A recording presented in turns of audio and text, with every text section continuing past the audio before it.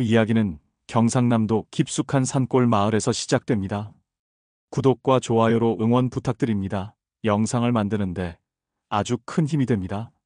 알림 설정도 켜두시면 새 영상 소식을 가장 먼저 받아보실 수 있어요. 서늘한 새벽 공기를 가르며 이슬이 맺힌 배추밭을 돌보는 한 남자가 있었어요. 이름은 박철수, 나이는 58. 그의 거친 손은 수십 년간 흙을 만져온 농부의 손이었습니다. 철수는 아내를 일찍 여의고 혼자서 딸 하나를 키워왔어요. 세상에서 가장 소중한 보물, 바로 25살 박미영이었죠. 미영이는 아버지의 전부였습니다. 새벽부터 밤늦게까지 일하는 이유도, 손톱 밑에 검은 흙이 박혀도 마다하지 않는 이유도 모든 게 딸을 위해서였어요. 그날도 철수는 평소와 다름없이 밭일을 마치고 집으로 돌아왔습니다. 낡은 대문을 열고 들어서는데 부엌에서 저녁 준비를 하던 미영이가 환하게 웃으며 달려왔어요. 아빠, 오늘 좋은 일이 있었어요. 미영이의 목소리에는 설렘이 가득했습니다. 철수는 거친 손으로 딸의 머리를 쓰다듬으며 물었어요. 무슨 일인데 그리 기쁘냐? 미영이는 볼이 빨갛게 상기된 채로 말했습니다. 아빠, 저 사랑하는 사람이 생겼어요. 그 말을 들은 순간 철수의 손이 멈췄어요. 기쁘면서도 한편으로는 뭔가 허전한 기분이 들었습니다. 딸이 언젠가는 떠날 거라는 걸 알고 있었지만 막상 그 순간이 오니 마음이 복잡했어요. 하지만 철수는 딸의 행복이 최우선이었습니다. 걱정스러운 마음을 애써 감추며 물었어요. 어떤 사람인데? 서울에서 사업을 하는 분이에요. 정말 멋있고 다정한 사람이라고요. 미영이의 눈은 반짝반짝 빛났습니다. 철수는 딸의 두 손을 잡고 진지하게 말했어요. 미영아, 아빠가 뭐라고 하겠냐? 내가 좋다면 아빠도 좋다. 하지만 한 가지는 꼭 기억해라. 뭔데요, 아빠? 사람 됨됨이를 잘 봐야 한다. 널 정말로 아껴주는 사람인지, 진심으로 사랑하는 사람인지 꼭 확인하거라. 돈이나 겉모습보다 마음이 중요한 거야. 미영이는 아버지의 손을 꼭 잡고 고개를 끄덕였어요.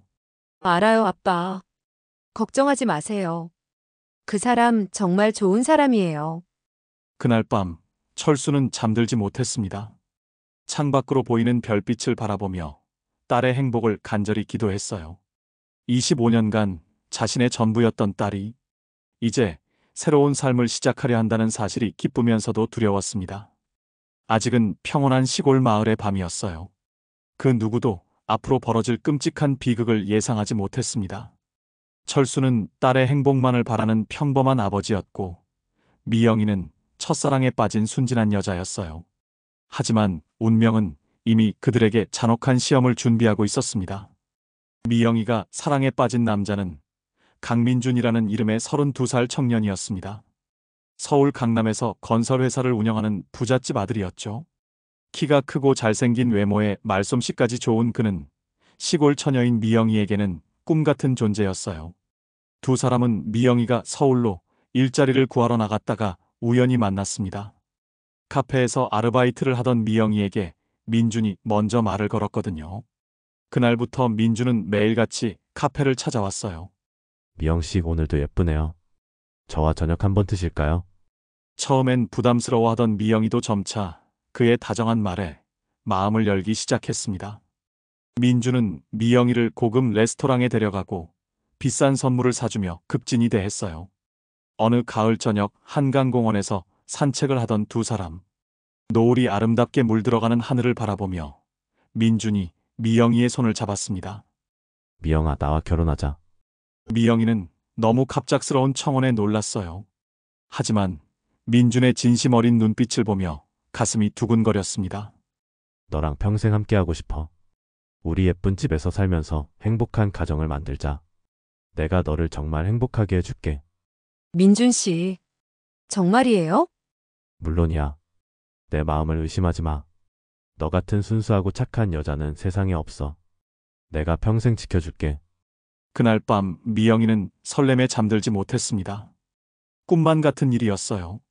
시골에서 자란 자신 같은 여자에게 이런 멋진 남자가 청혼을 하다니요. 다음 날 미영이는 아버지에게 전화를 걸었습니다. 저 결혼해요. 민준 씨가 청혼했어요. 전화 너머로 철수의 기쁜 목소리가 들렸어요. 그래, 정말 다행이다. 그 사람이 너를 행복하게 해주겠다고 약속했구나. 네, 아빠. 정말 좋은 사람이에요. 아빠도 곧 만나보실 수 있을 거예요. 하지만 민준의 마음속에는 미영이가 알지 못하는 어둠이 숨어 있었습니다. 그에게 미영이는 진정한 사랑의 대상이 아니었어요. 단지 잠시 즐길 수 있는 시골 처녀일 뿐이었죠. 민준은 이미 집안에서 정해준 재벌가 딸과의 정략 결혼을 약속한 상태였습니다. 부모님은 사업 확장을 위해 더 큰 집안과의 혼인을 원했고, 민준 역시 그것이 자신에게 유리하다는 걸 알고 있었어요. 미영이 같은 여자는 잠깐 재미있게 놀다가 버리면 돼. 어차피 시골 처녀가 뭘 알겠어? 민준은 친구들 앞에서 이렇게 말하며 비웃었습니다. 하지만 미영이 앞에서는 여전히 다정한 연인의 모습을 연기했어요. 그로부터 한 달 동안 두 사람은 달콤한 시간을 보냈습니다. 민준은 미영이에게 결혼 준비 이야기를 하며 희망을 품게 했어요.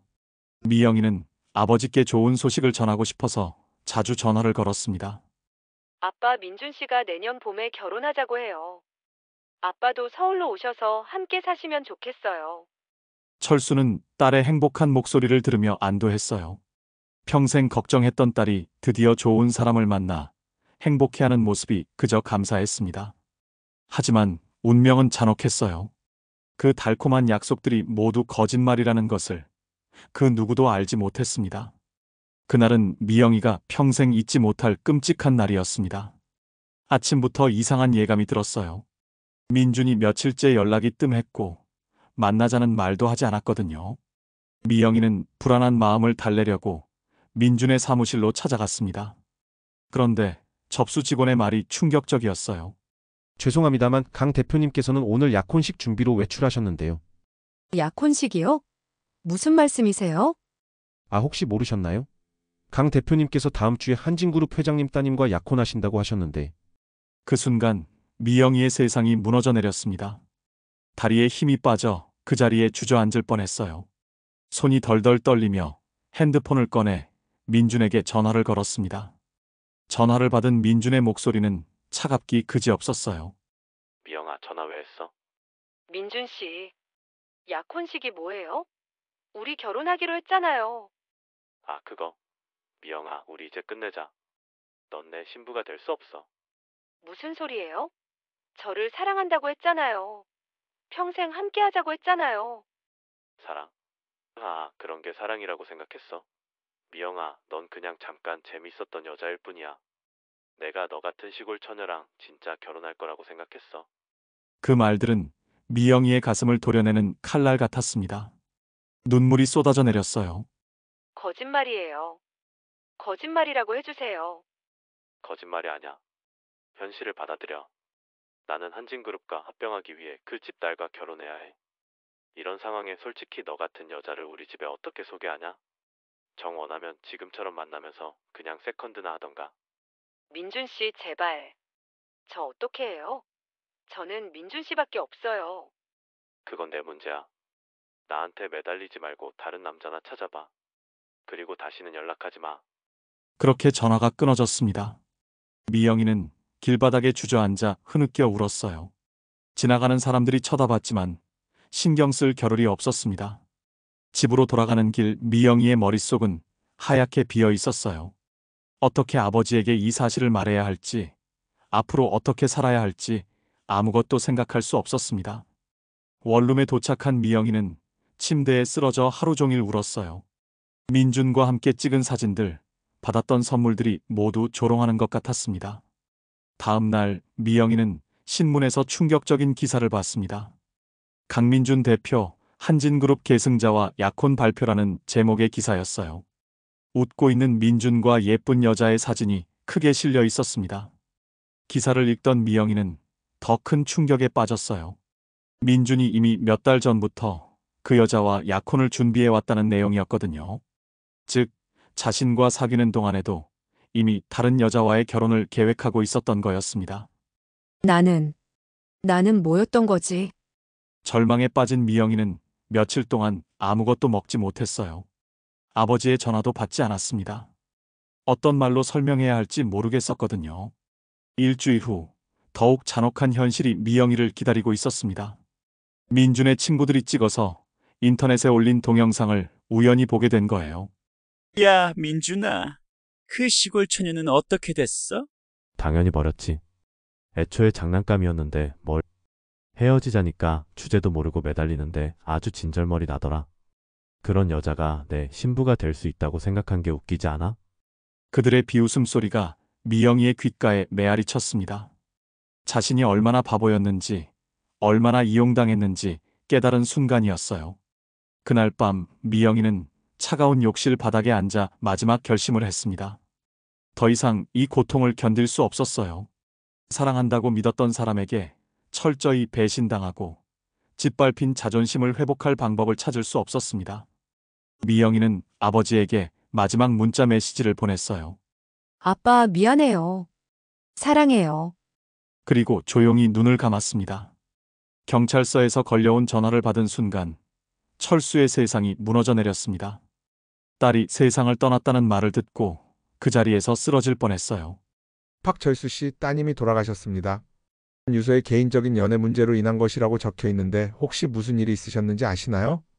철수는 떨리는 목소리로 대답했어요. 연애요? 미영이가 결혼한다고 했는데. 서울로 올라가는 기차 안에서 철수는 딸의 마지막 문자를 계속 들여다봤습니다. 아빠, 미안해요. 사랑해요. 단 8글자였지만 그 안에 딸의 모든 절망이 담겨 있었어요. 영안실에서 딸의 차가운 모습을 본 철수는 무릎을 꿇고 오열했습니다. 그렇게 예뻤던 딸이, 그렇게 밝게 웃던 딸이 차갑게 식어 있었어요. 미영아, 아빠가 늦었다. 아빠가 지켜주지 못해서 미안하다. 딸의 원룸을 정리하면서 철수는 민준과 관련된 것들을 발견했습니다. 사진들, 편지들, 그리고 민준의 명함까지. 모든 것이 딸의 행복했던 순간들을 보여주고 있었어요. 그런데 왜 딸이 세상을 떠났을까요? 이웃 할머니가 찾아와 말했습니다. 미영이가 며칠 전부터 계속 울고 있었어요. 누가 전화를 걸어도 받지 않고 밥도 안 먹고 뭔가 큰일이 있었나 봐요. 철수는 딸의 핸드폰을 확인해 봤어요. 민준에게 보낸 수십 통의 전화와 문자들이 있었습니다. 하지만 답장은 하나도 없었어요. 마지막 통화 기록을 보니 단 2분밖에 통화하지 않았더군요. 도대체 무슨 일이 있었던 거냐? 철수는 민준을 찾아가기로 결심했습니다. 딸에게 무슨 일이 있었는지, 왜 딸이 그런 선택을 했는지 알아야 했어요. 민준의 회사 앞에서 하루 종일 기다린 철수. 드디어 나타난 민준을 보고 다가갔습니다. 혹시 강민준 씨입니까? 네, 그런데 누구세요? 저는 박미영의 아버지입니다.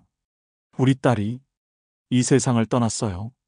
그 말을 들은 민준의 표정이 순간 굳어졌어요. 하지만 곧 무관심한 표정으로 돌아왔습니다. 아, 그런 일이 있었군요. 안타깝네요. 하지만 저는 바빠서. 잠깐만요. 우리 딸이 당신을 사랑했어요. 결혼하겠다고 했었는데 갑자기 왜 그런 선택을 했는지 알고 싶습니다. 아저씨, 솔직히 말하자면 저는 그 분과 진지한 관계가 아니었어요. 잠깐 만난 사이였죠. 과대 해석하신 것 같은데. 그 말을 들은 철수는 머리가 하얗게 변하는 것 같았어요. 딸이 그토록 행복해했던 관계가 일방적인 착각이었다는 말인가요? 죄송하지만 저는 정말 바빠서요. 그리고 다음 주에 약혼식이 있어서 준비할 게 많거든요. 약혼식이요? 네, 제대로 된 집안분과 결혼하거든요. 아저씨도 이해하시겠지만 격이 다른 거죠. 그 순간 철수의 눈앞이 캄캄해졌습니다. 민준이 딸을 어떻게 생각했는지, 얼마나 우습게 여겼는지 깨달은 거예요. 집으로 돌아가는 길에 철수는 인터넷을 찾아봤습니다. 강민준에 대한 기사들, 그의 가족사, 회사 정보까지 모든 걸 조사했어요. 그러면서 딸이 얼마나 철저히 이용당했는지 알게 됐습니다. 그날 밤 딸의 사진 앞에서 철수는 다짐했습니다. 미영아, 아빠가 복수해줄게. 너를 그렇게 아프게 한 놈들 그냥 두지 않겠어.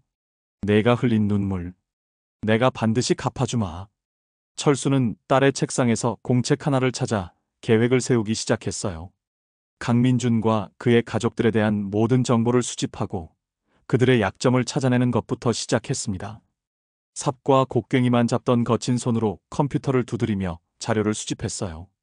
강민준의 회사 재정 상태, 가족들의 비리, 숨겨진 스캔들까지 하나하나 파헤치기 시작했습니다. 농부였던 철수가 복수기로 변하는 순간이었어요. 딸을 잃은 아버지의 분노는 그 누구도 막을 수 없었습니다. 한 달 동안 철수는 밤낮 없이 조사에 매달렸습니다. 평생 땅만 파던 손으로 컴퓨터 자판을 두드리며 강민준과 그 일가에 대한 정보를 수집했어요. 처음에는 서툴렀지만 딸에 대한 복수심이 그를 빠르게 배우게 만들었습니다. 인터넷 카페와 부동산 관련 사이트를 뒤지면서 철수는 놀라운 사실들을 발견했어요. 강민준의 건설회사가 지난 3년간 여러 불법적인 일들을 저질렀다는 증거들이 곳곳에 숨어 있었거든요. 첫 번째로 발견한 것은 부실공사 의혹이었습니다.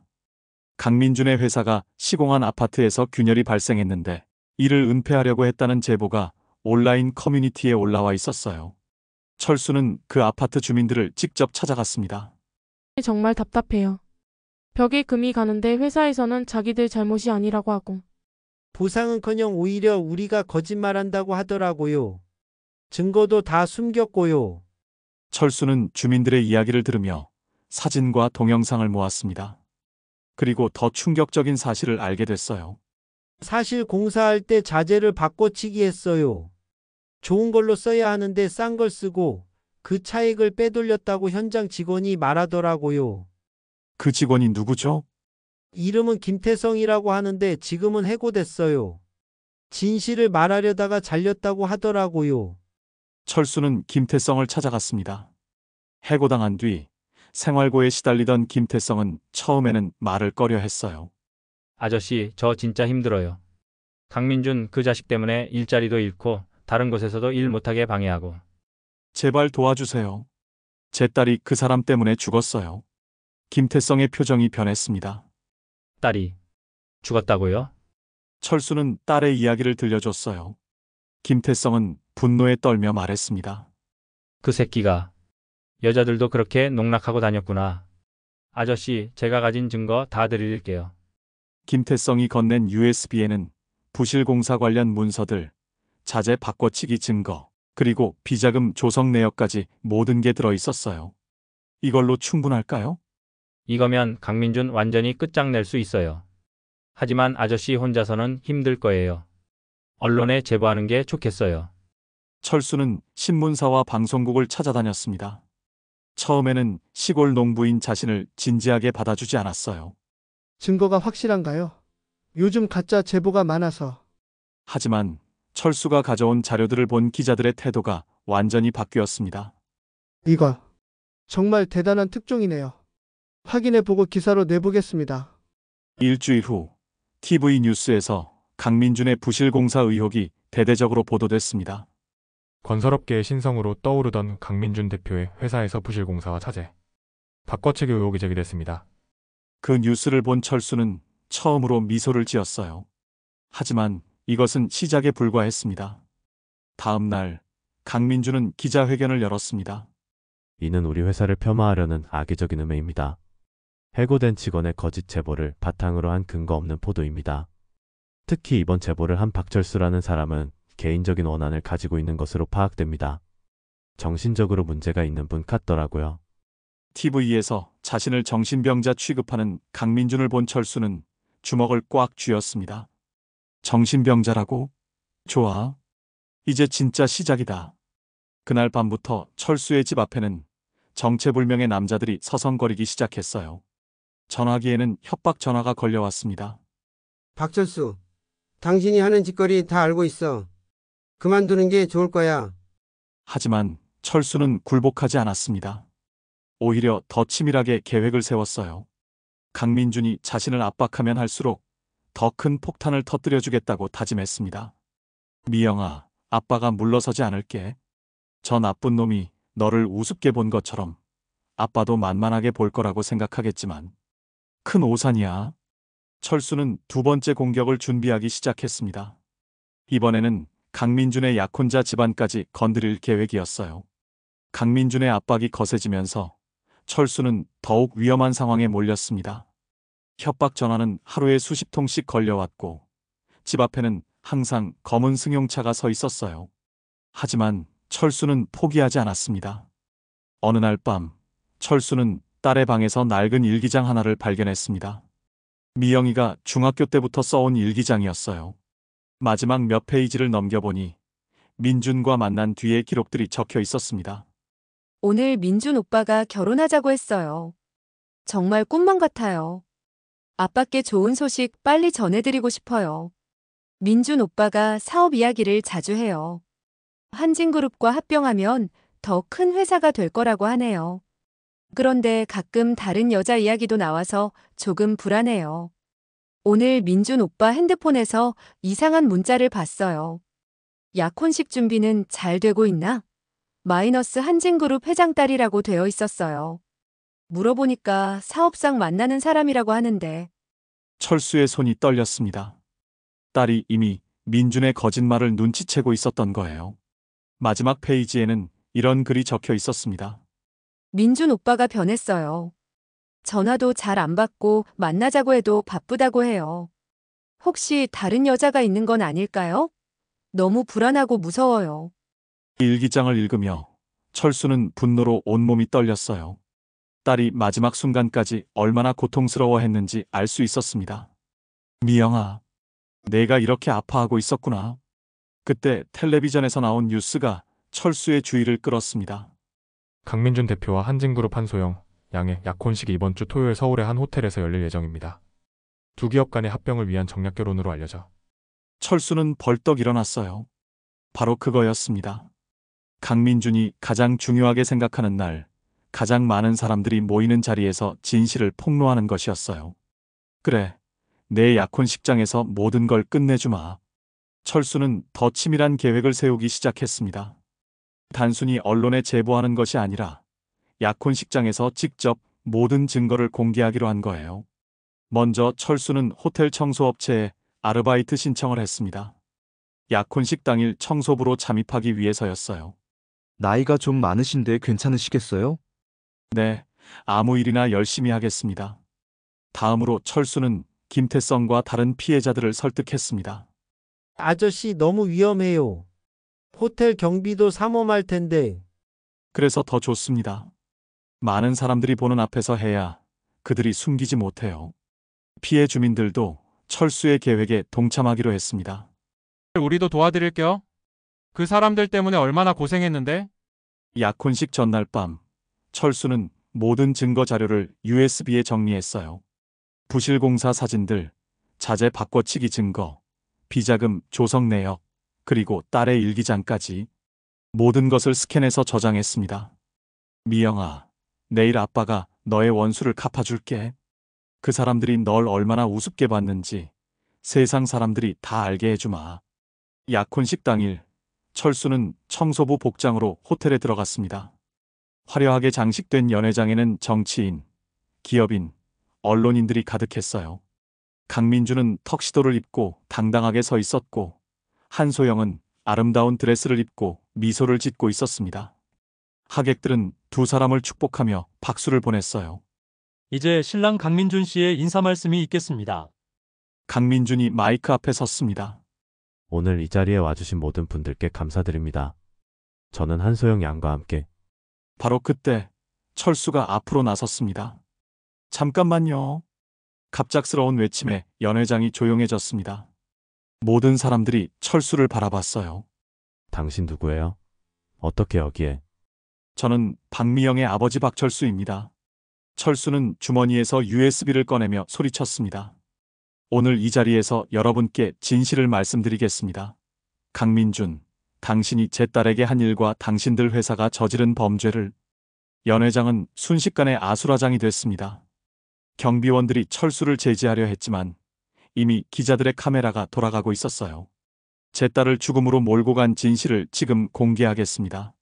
약혼식장의 대형 스크린에 철수가 준비한 증거들이 하나씩 나타나기 시작했습니다. 김태성이 미리 호텔 음향시설에 접근해서 USB를 연결해 놓았던 거예요. 첫 번째로 나온 것은 부실공사 현장 사진들이었습니다. 균열이 간 아파트 벽면, 부서진 타일들, 그리고 부실한 자재들의 모습이 생생하게 드러났어요. 이게 뭐예요? 저 아파트 우리 동네에 있는 건데. 정말 저런 일이 있었던 거예요. 다음으로는 자재 바꿔치기 증거 문서들이 나왔습니다. 좋은 자재 대신 싼 자재를 쓰고 차액을 빼돌린 내역이 명확하게 기록되어 있었어요. 이건 조작된 자료입니다. 믿지 마세요. 하지만 철수는 멈추지 않았습니다. 그럼 이것도 조작된 건가요? 스크린에 나타난 것은 미영이의 일기장 내용이었습니다. 민준과의 만남, 결혼 약속, 그리고 배신당한 과정이 딸의 손글씨로 생생하게 적혀 있었어요. 제 딸 박미영은 당신을 진심으로 사랑했습니다. 당신이 결혼하자고 약속했기 때문에 믿었어요. 하지만 당신은 딸을 시골 처녀라고 업신여기며 버렸습니다. 연회장이 술렁이기 시작했어요. 하객들 사이에서 웅성거리는 소리가 커졌습니다. 민준 씨 이게 정말이에요? 다른 여자와? 소영아, 저 사람 말 믿으면 안 돼. 정신병자라니까. 그때 김태성이 앞으로 나왔습니다. 저는 강민준 회사에서 일했던 김태성입니다. 방금 나온 모든 증거가 진실입니다. 제가 직접 목격했고 증언할 수 있습니다. 이어서 부실공사 피해 주민들도 하나둘씩 나타났어요. 저희 아파트가 바로 저 사진에 나온 곳입니다. 아이들이 다칠 뻔했어요. 강민준 회사에서 우리를 거짓말쟁이라고 했지만 진실은 이거였어요. 강민준은 당황한 표정으로 마이크를 잡았습니다. 여러분, 이건 제게 개인적인 원한을 가진 사람들의 음모입니다. 하지만 그때 더 충격적인 영상이 스크린에 나타났습니다. 민준이 친구들과 술자리에서 미영이를 조롱하는 장면이었어요. 시골 처녀가 내 신부가 될 수 있다고? 웃기지 않아? 그냥 잠깐 재미있게 놀았던 거지. 하하, 너무 순진한 거 아니야? 순진한 게 좋았어. 속이기 쉬우니까. 그 영상을 본 한소영의 얼굴이 창백해졌습니다. 민준 씨, 이게 당신의 진짜 모습이에요? 한진그룹 회장도 자리에서 일어났어요. 이런 인간과 우리 딸을 결혼시킬 수는 없다. 연 회장은 완전히 아수라장이 됐습니다. 기자들은 앞다투어 사진을 찍고 하객들은 경악한 표정으로 웅성거렸어요.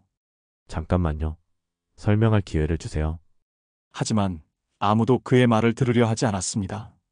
한소영은 약혼 반지를 벗어던지며 연 회장을 나갔고 한진그룹 회장도 차갑게 돌아섰어요. 강민준, 당신과는 모든 거래를 중단합니다.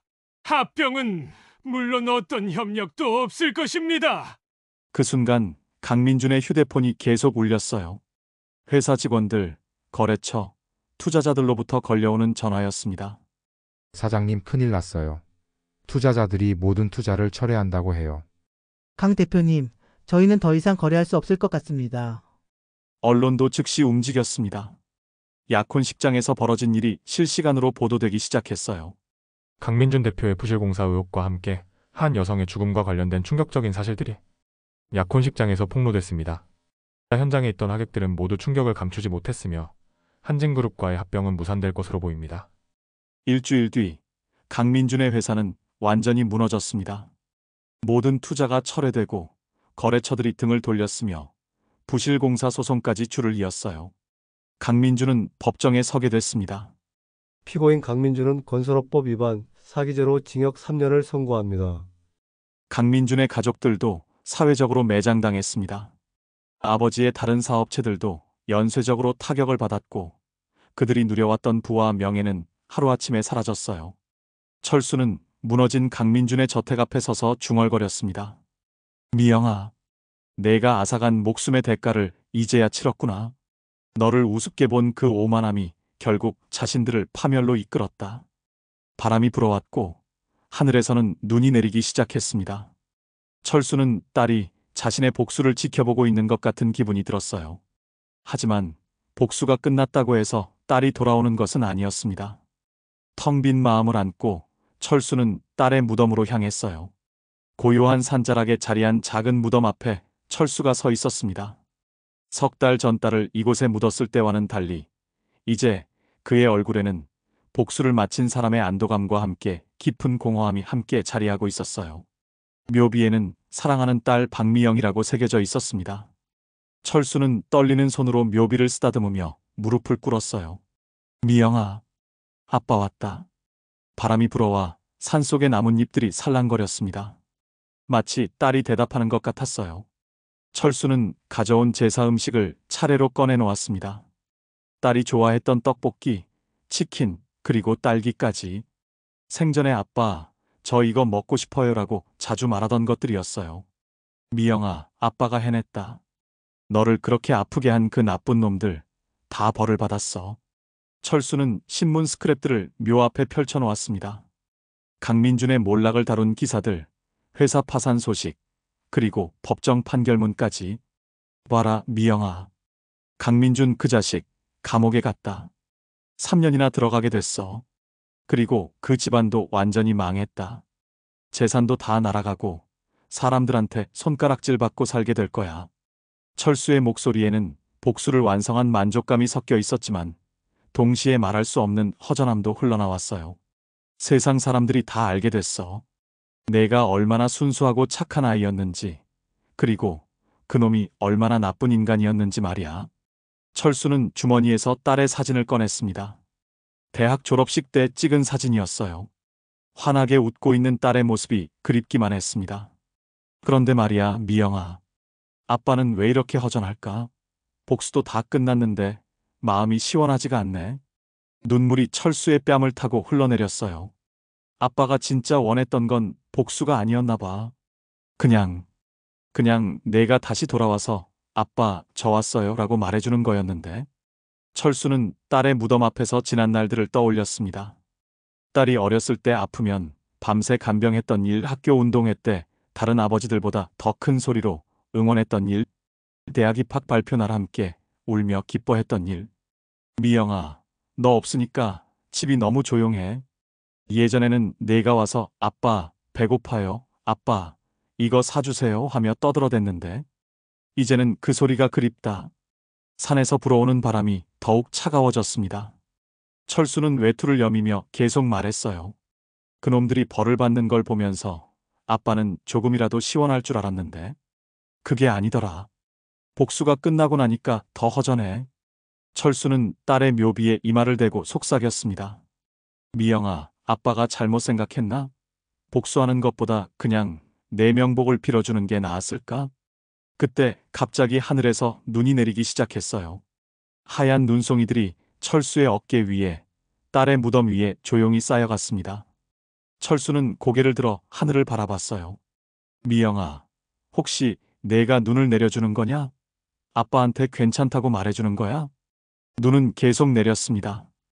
묘지 전체가 하얀 눈으로 덮여가면서 마치 새로운 세상처럼 변해갔어요. 철수는 마음속 깊은 곳에서 딸의 목소리가 들리는 것 같았습니다. 아빠, 이제 그만해도 돼요. 저는 괜찮아요. 그래, 미영아. 아빠가 이제 그만하마. 복수는 끝났고 이제부터는 너를 위해 살겠다. 내가 못다한 착한 일들 아빠가 대신 해주겠다. 철수는 주머니에서 작은 편지 한 통을 꺼냈습니다. 딸에게 쓴 편지였어요. 미영아, 아빠가 내게 편지를 썼어. 읽어줄게. 철수는 떨리는 목소리로 편지를 읽기 시작했습니다. 사랑하는 내 딸 미영아. 아빠는 너를 세상에서 가장 사랑한다. 내가 없는 세상은 너무 외롭지만 아빠는 살아갈 거야. 내가 하고 싶어 했던 일들, 내가 도와주고 싶어 했던 사람들을 아빠가 도와줄게. 그리고 매년 내 생일에는 꼭 여기 와서 내가 좋아하는 케이크를 가져올게. 미영아, 아빠를 용서해줘. 늦게 와서 미안해. 편지를 다 읽은 철수는 그것을 딸의 무덤 앞에 놓았어요. 눈이 편지 위에도 소복이 쌓였습니다. 미영아, 아빠는 이제 집으로 돌아가서 새로운 삶을 살아볼게. 내 기억을 소중히 간직하면서 남은 생을 의미 있게 살겠다. 너도 저 하늘에서 편안히 쉬어라. 철수는 마지막으로 딸의 묘비에 입맞춤을 했습니다. 그리고 천천히 일어나서 산길을 내려가기 시작했어요. 뒤돌아보니 하얀 눈에 덮인 딸의 무덤이 평화롭게 보였습니다. 철수는 손을 흔들며 마지막 인사를 했어요. 미영아, 아빠는 항상 너를 사랑해. 다음 생에 꼭 다시 만나자. 그렇게 복수의 이야기가 끝났습니다. 철수는 이제 복수가 아닌 딸을 그리워하는 평범한 아버지로 돌아갔어요. 그리고 남은 인생을 딸의 이름으로 좋은 일을 하며 착하게 살아가기로 다짐했습니다. 영상이 마음에 드셨다면 댓글로 여러분의 생각을 공유해 주세요. 시청해 주셔서 진심으로 감사드립니다.